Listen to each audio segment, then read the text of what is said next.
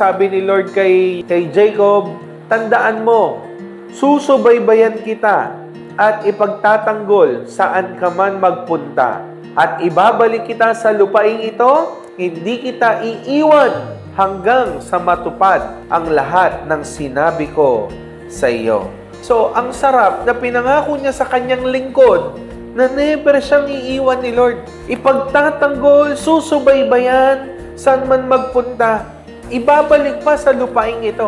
Ano yung lupaing ito? Sa Bethel, sa Promised Land, na kung saan nandun ang mga pangako ni Lord. Kapatid, ito'y same promise. Ibinababa niya sa iyo bilang kanyang anak. Amen? Si Lord ang susubaybay sa iyo.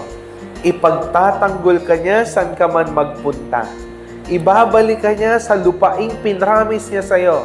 Hindi ka niya iiwan. Kaya si Lord talaga po yung nangako na hindi kita iiwan ni pababayaan na dapat mong paniwalaan.